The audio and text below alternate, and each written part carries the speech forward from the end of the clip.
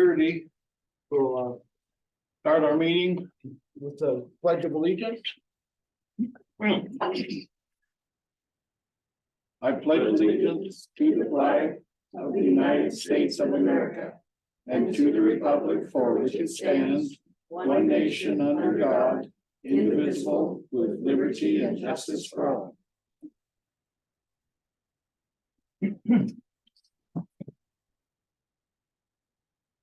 Okay. Well, let's look over our agenda and see if there's anything we need to change, add, subtract. I don't have anything or suggestions to make. Any comments? Nope. I move to approve tonight's agenda. I'll take it. Okay, moved and seconded, all in favor? Aye. Aye. Aye. Aye. Okay. Mr. Peterson, do we have delegations? Not a formal delegation, but I think it's important, obviously, given the heat today. As everybody could look at when you came in, if you look to the left, you saw a rather large fire that occurred on Rattlesnake today. And I think it's very appropriate to say thank you to our first responders again. They got on that pretty darn quick. As you can imagine, it wouldn't be unheard of that whole mountain could have gone up fairly easily, and they jumped on it real quick. And thanks to the American Red Cross, who again coordinated a much smaller level of evacuation this time, and our facilities weren't needed. But I just wanted to put that out there for everybody and say thanks. Absolutely. Okay. Well, then we'll move on to our proposed consent agenda. Couple of new coaches. Returning coaches, changing coaches. Any questions, comments?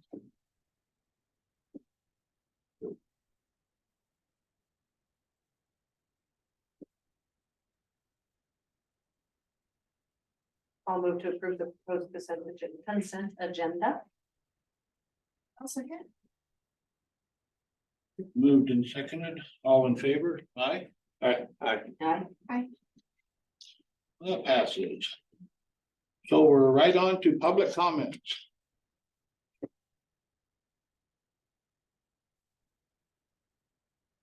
Anybody desire to make a comment to the board this evening? Do we have any electronic? We have no electronic. Okay. Then we'll move right into principal reports. The highlight of the evening. Lisa's up first.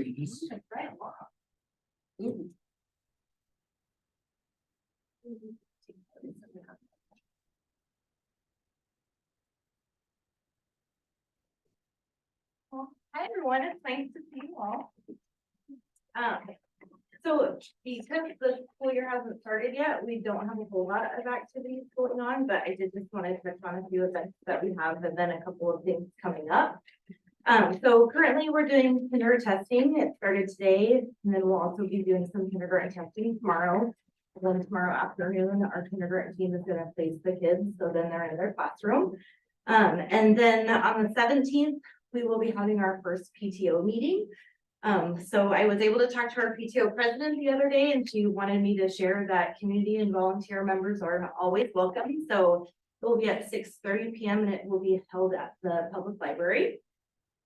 We will be doing kindergarten boost on the 25th. And so that will be at the elementary school. And that's going to be for our kindergarten students and their parents, based on the testing and the placement that's done today and tomorrow. Our back to school night this year is going to be held on August 28th. And we'll be doing that from 5 to 6 p.m. So we're really looking forward to that. And then Benton City Days, we all know, is coming up in a couple of weeks.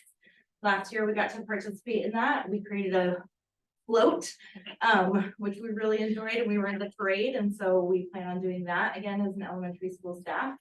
So that's going to be a lot of fun. We're not quite sure.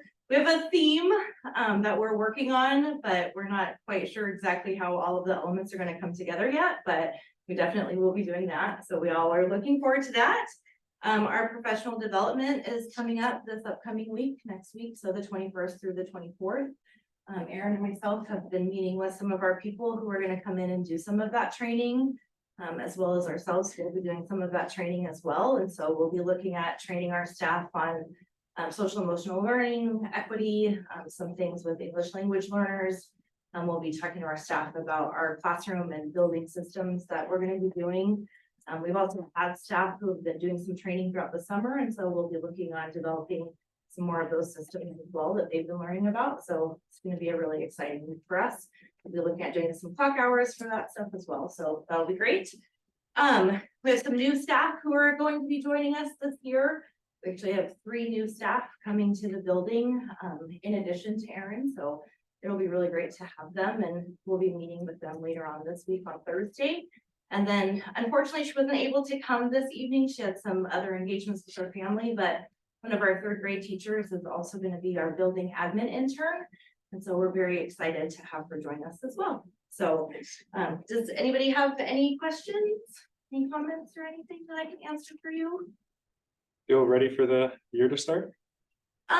We're getting there. We have had some really wonderful opportunities to be in training over the last couple of weeks. And so we have spent a lot of time focusing on what we need to do to get ready, but we have also spent a lot of time focusing on that. And so we're just working on the balance, Erin and I, of what needs to be done versus being an excellent training. And so I feel like we're really getting there, but we'll be spending the next 8 days or whatever it is that we have, 13 days, I guess technically is what we have left until we have kids or something like that, but we'll definitely get there, and I'm very, very excited for it. So I feel very lucky for the opportunity that I have, and I'm thrilled. So it'll be great to have all of our staff back, and it'll be awesome to have our kids back. And you all are welcome to come to our building anytime you would like. We'd love to have you. So Thank you. thank you. Good luck. Thank you very much. I appreciate it. Mona, did you get your coffee? I did, thank you. All right, Mr. Chuck. Good evening. We too are gearing up for the onslaught of students, and we are looking forward to the opportunities that we have this year. We have trainings just similar, we've got all our teachers coming in on the 21st, 22nd, 3rd, and 4th. One of the things that we're really looking at is how we can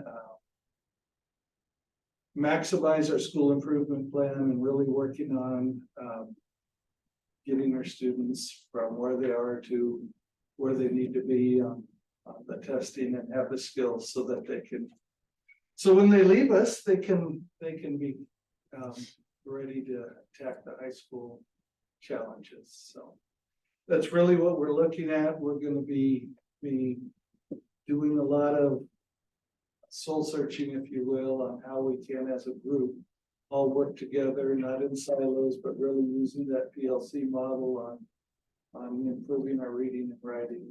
And so that's really the focus that we have coming up. As far as important dates coming up, on Tuesday the 22nd, we're having 6th grade orientation, the 7th and 8th grade sports clearance, and open house all in the same night. So we're not asking families to come out 2 or 3 different nights.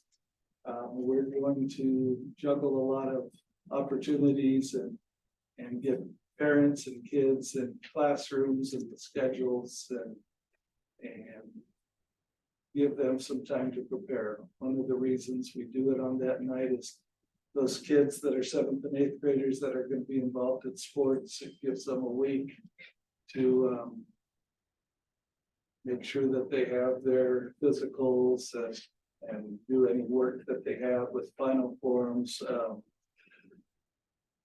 Dirk Hansen, the 7 through 12 AD, will be working with parents that night to help them negotiate the final forms. It's, by the time they're in high school, it's old hat. They've done it in 7th grade, they've done it in 8th grade, but sometimes it's a maze or a blind alley the first time through. So He'll be there working in one of our computer labs, making sure that parents and kids have access to what they need.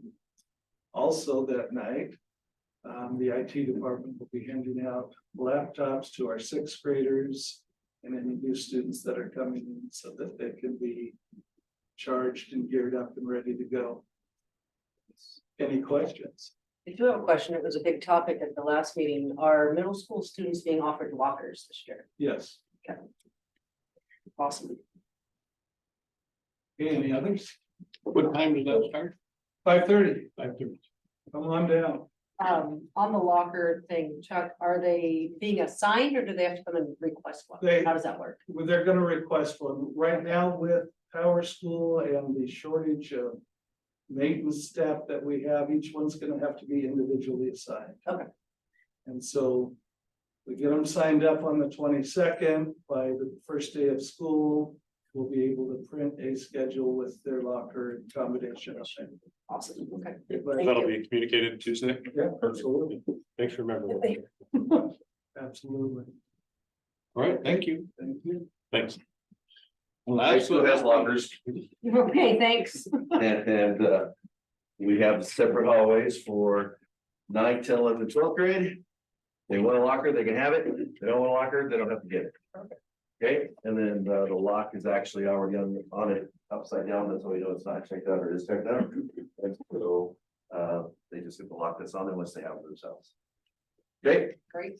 So I have a list there of student, parent, and community. I just came from our athletic parent night right before I was here. So there's a lot of opportunities for us in the high school. We are looking at, we've talked about that administratively to try to have those go high school, elementary, when we have nights like math, science, some different things like that, all in one building.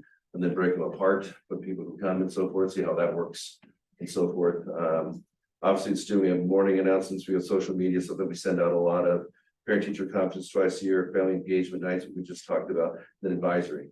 And then for parents, my weekly call home, I know you guys all missed it all summer, you'll be getting it back, and okay. Social media, we have parent conferences, we have engagement nights, sports and activity events that we have. Reader board, we're gonna be putting that in Spanish and English this year. That's our big goal, is trying to get as much in Spanish as we can. Band and choir concerts, drama performance. We're gonna do a hidden in plain sight at the high school, where we have it planned right now for the teachers. We just have to do a separate event for the parents. Then FFA events, there's a ton. I mean, I could go on. Like I wrote down, Benton City Days we'll be at the, what's it called? They have the winter thing at the high school.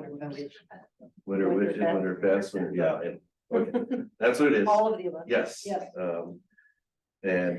So the big key is I have to introduce Jennifer Gilliland. She'll be my intern this year.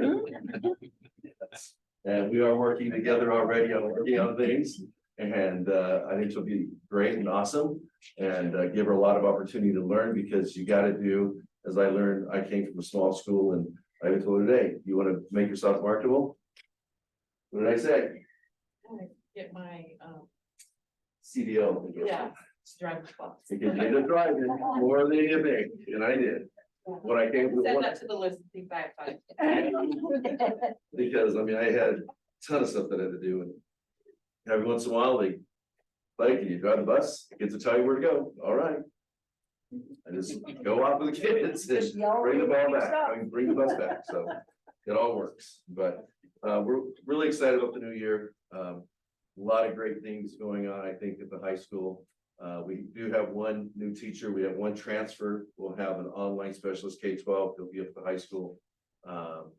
So, I mean, like I said, I'm pumped, and I don't have to do sports, yes. That's all I got. Thank you. Any questions, by the way, sorry, not that I gave you any time. Thank you.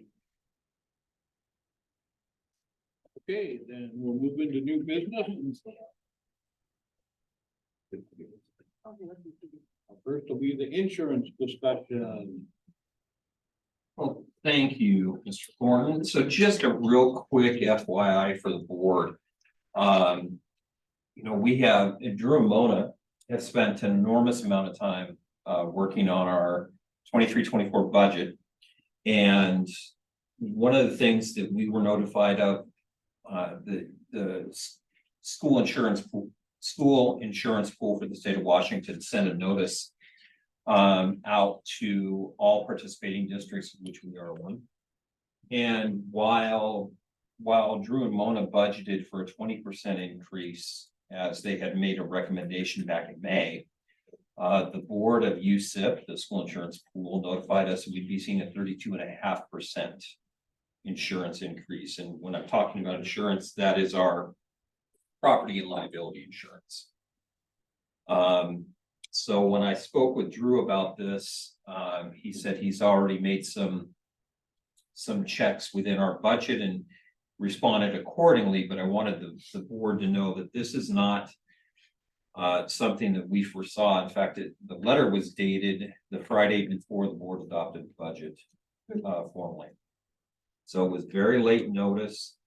I have been told in meeting with another different broker, just to explore all of our insurance options, that while municipalities and schools are getting hit extraordinarily hard, it's nothing compared to what our small businesses are going through, where they're seeing increases this year, sometimes doubling their insurance premiums or tripling.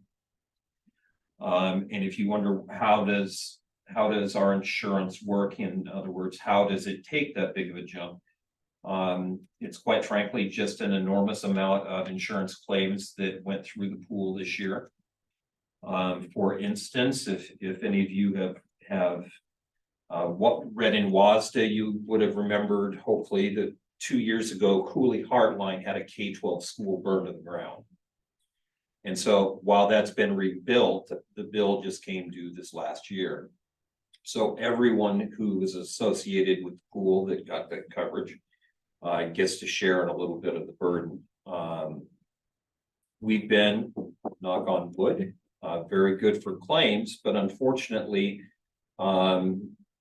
insurance isn't something obviously that we can go without. But in working with our broker, Mona, Drew, when he gets back, and Dan are going to be going over all of our properties and all of our vehicles and making sure that the insurance amount and the replacement values are correct.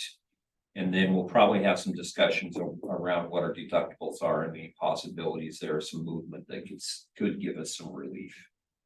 So primarily just wanted the board to be aware of it.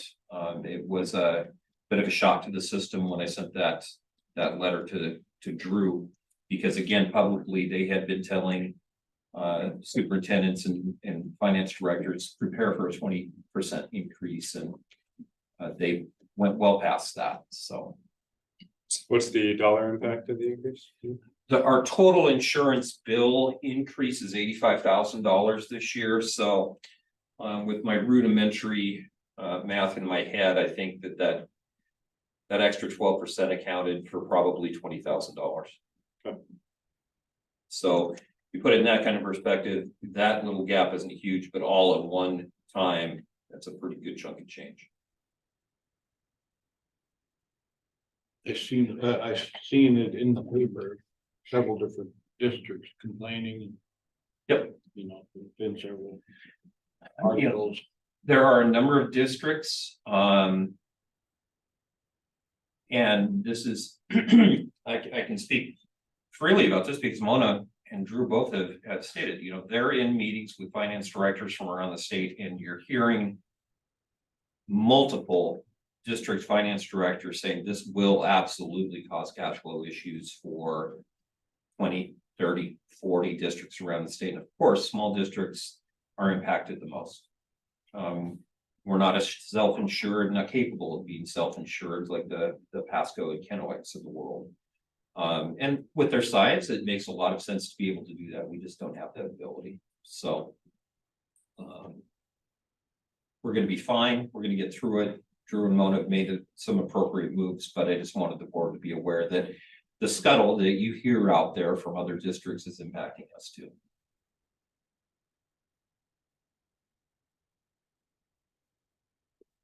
Yep, saw it in the paper and I knew it would come to haunt us. Okay, Next, we have the minutes from 7/24 to be approved. Julie wasn't here. Anybody have a change or a comment?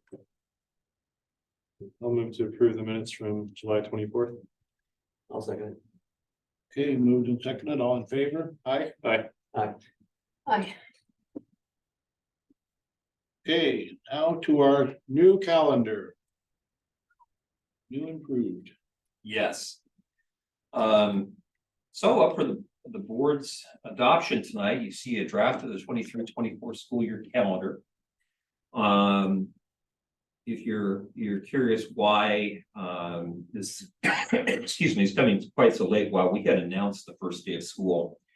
And notified everybody sometime back, we have to remember that the school calendar is also approved by all three of our bargaining units. We were successful in completing negotiations with all three, and as a result, we did have some changes that the board will see when you see the tentative agreements and when they come across our agenda for ratification, or excuse me, for approval by the board pending ratification by the bargaining units.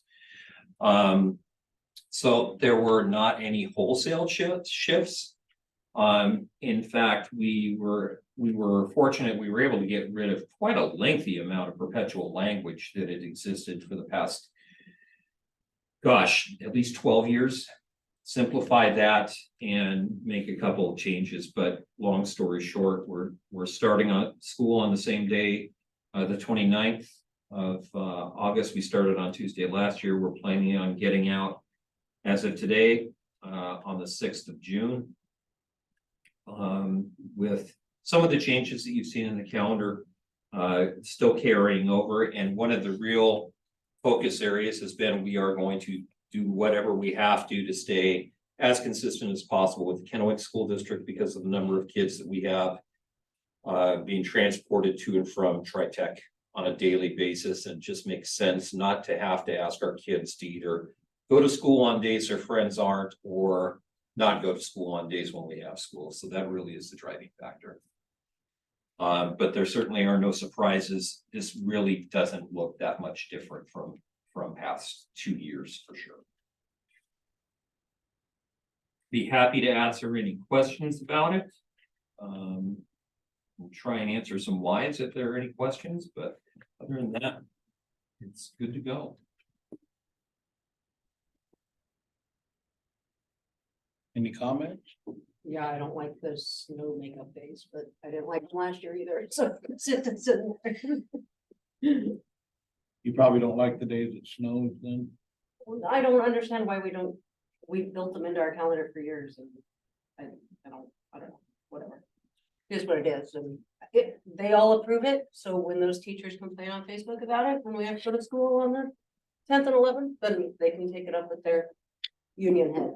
Well, and I don't have any problem in saying that over the years, one of the things that really has caused us to move this direction is that when we place snow days and possible makeup days within the school calendar, especially on a Friday, understandably, I'll empathize as much as I can. Folks make plans for 3-day weekends. And then when snow happens in January, they still have plans in March, April, or May. And quite frankly, with our sub shortage, we can't afford a day when the potential is out there for a number of people to take personal days or otherwise not be at work. It just makes sense. Again, would prefer to be able to build some of those in as long as we don't make them optional. But that's, I get it, I just, yep. we got beat up pretty bad on Facebook, which, whatever. And it's But- just as likely that people make plans that first weekend in summer. but- Yeah. Yep.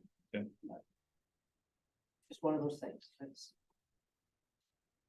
I did It's think changed. we got out earlier.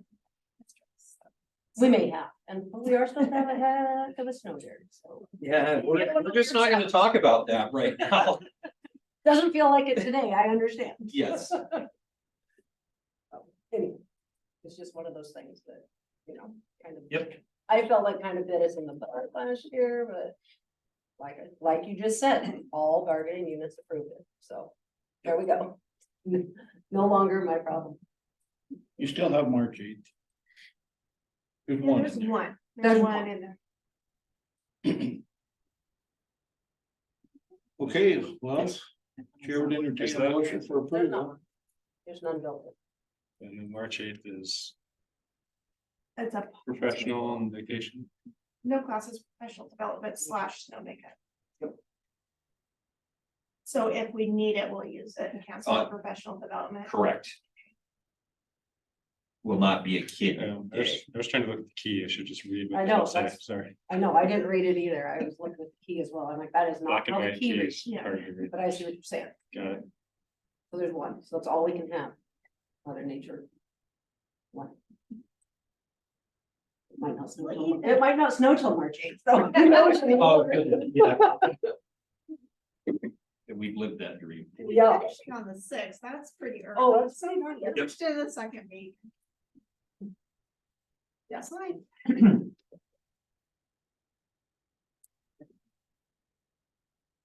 Okay, I would entertain an approval. I'll move to go ahead and approve the 2023-2024 district calendar. I'll second. All in favor? Aye. All right. Aye. Okay. Academic goal setting. Yes. Julie, you're up. So I would like us to consider setting an academic goal for our student achievement. I just feel that, you know, having an attainable, you know, something that we can all get behind and we feel is attainable, that, you know, we could strive for. Maybe it's not gonna happen in 1 year, maybe this is a long-term goal that would happen in 2 or 3 years, but that we would just start, we'd have a bar up there that we were aiming towards, that we believe our students are capable of reaching, and makes me a little emotional. But I just really care about our students' growth, and I remember in Kennewick, I don't know, what was it, 20 years ago or Yeah. something? They set a goal that 85% of their grade students would be reading on grade level. And I remember as a staff member at that time, it was, you know, we were shaken. We were like, Right. this is impossible, this can't. But then as I sat through the years of looking at our data, and I, school after school, started to reach that goal. And it just gives us something to aim for that we believe is attainable. And anyway, I think for me as a teacher, it affected me. You know, I'd look at my class and I would really start concentrating on those kids that I knew needed it. So, you know, hoping to get my classroom up to that 80%, you know, so, or 85%. So anyway, I don't expect us to set it tonight. I mean, Yeah. just kind of introduce the idea. I'd love feedback from administration and teachers, you know, as to what would be attainable. It could be just a reading goal. You know, we could also do a math goal as well, but You know, Julie, I gave this quite a bit of thought after, after our discussion on Friday. And one of the ideas that I would like to throw out, kind of spaghetti on the wall, you know, we have board work sessions for a lot of different things. We have board work sessions when we're talking about setting levy rates, when we talk about building improvements, all different types of things. In my tenure here, we have not done anything with an academic focus or an actual board workshop. I don't think it'd be a bad idea. You know, we had a very good public response when we held kind of an informal board workshop in the evening. I think it was at 6 o'clock, Josh. Only with 2 of us, but. And there was just 2 of us, 2 of you, excuse me. Something like that, or a combination of a regular board workshop and an evening informal. Something along those lines, but having an actual academic discussion, I think would reflect very well on the board and on the community as a whole, and give you give these folks an opportunity to come to the table with suggestions. That maybe in a formal board meeting, they might be hanging on to. So, One other point I wanted to make was, we just purchased that reading curriculum and we have the map testing in place, and I just feel like this is a really good time to. Yep. Hopefully put one in place. and I think you brought up a very good point. Because I certainly remember when Kennewick made that 85%, or was it 85 or 90? I think it was 85 when they first did it. I think don't know. I think it was first 85 and then somebody wrote a book about it, maybe increasing it. Anyway. But it was a shocker. It was not something that was, quite frankly, I don't think it was even deemed to be possible in a district the size of Kennewick. And now it has really come out as being, that's the first gateway that Clay and I talk about. From a graduation standpoint, is that third grade reading. If you are on track at third grade reading. You've got something like a 96% graduation rate if you can achieve that. So it's a big deal. But I want to thank Julie and for bringing this up, because we do have a tendency to get mired in on the operations side and not focus as much on the academic side. So I'll leave that to stir with you guys and we'll figure something out. Might be just what everybody needs to get them out of the. COVID, let's set a goal and. Yeah, well, let's Try to not get something. dwell on the COVID. Let's Right, dwell on the let's- future and yeah, what we think we move can forward. achieve. And I just want to say, I think it's a little different each building too, because for me, it's I got the 90% graduation, 90% at school. That's kind of been my little thing on trying to, make a difference in the third school 90% of the time. And we're graduating 90% of the kids, that's pretty darn good. And so have we ever reached it? No, but we keep battling on checking academics, checking attendance.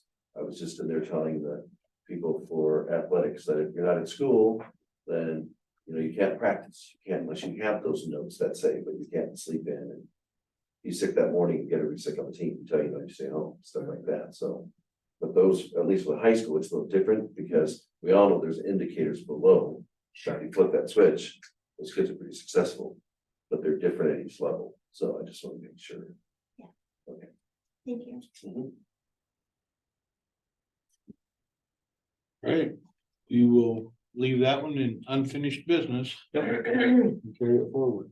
absolutely. Well, for now, should we schedule or think about a workshop, or do we want to just talk about it in a couple of weeks, or? Well, I tell you what, why don't, when Heidi gets back, why don't you let me throw some options out? Okay. I mean, we always tend to like the Fridays, and I know there are always folks that are unable to get time off of work or be able to participate. I really do believe, though, this is one of those, try our formal option, have our standard work session. And then do one in the evening when some other folks can come, so. Yeah, because I think, especially if we want teachers and parents to attend this, I think during the day would probably be difficult, so. Yep. Yeah, we'll send the board some options, before the end of the week. Great, thank you. And anyone can email me. I have any input. Can we make an appointment to talk to you? Yes. That would be great. Okay. We would love to do that. All right. And anyone else, but but we would love to do that. Me too. Okay, thank you. Thank you. Okay, we'll move on to board comments.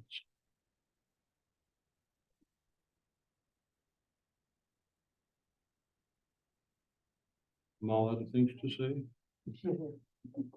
Let the notes reflect. Yeah.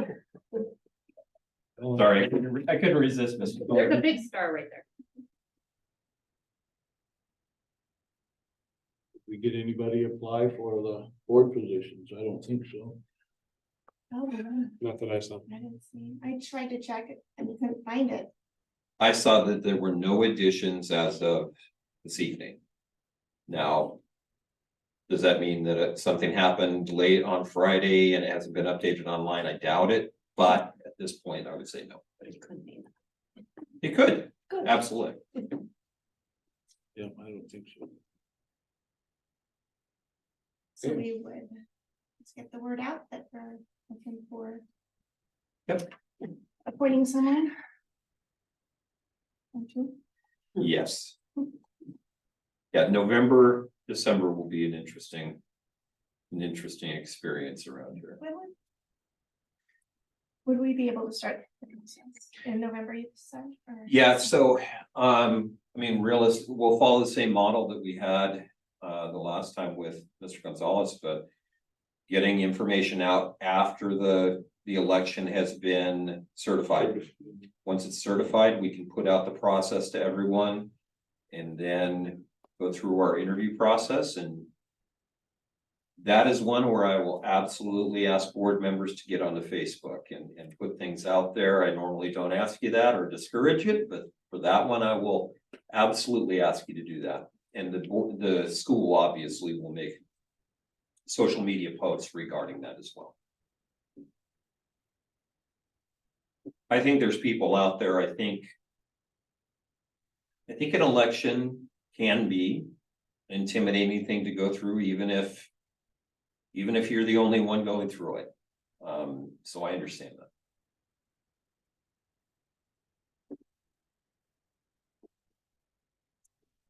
I know the shift of the boundaries made some differences in people too that were going to run, but then they found they weren't in the same boundary they were last time, so.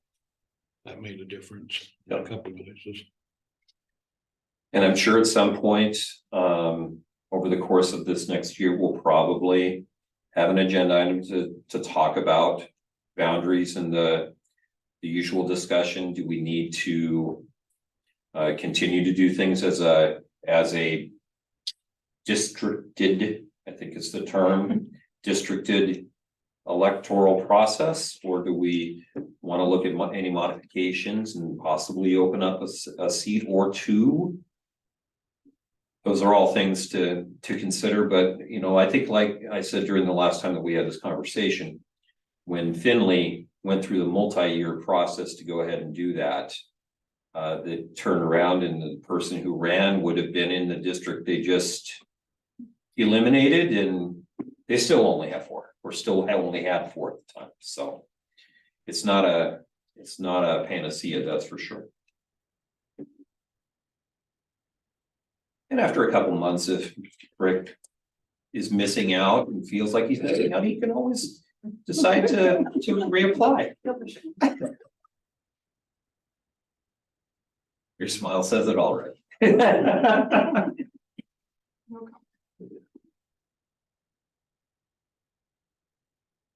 Any other board comments? Going once? Okay, well, we will move into an executive session. For whatever it says, 60 minutes. performance of a public employee. No business to follow. Thank you. Thanks for coming, everybody.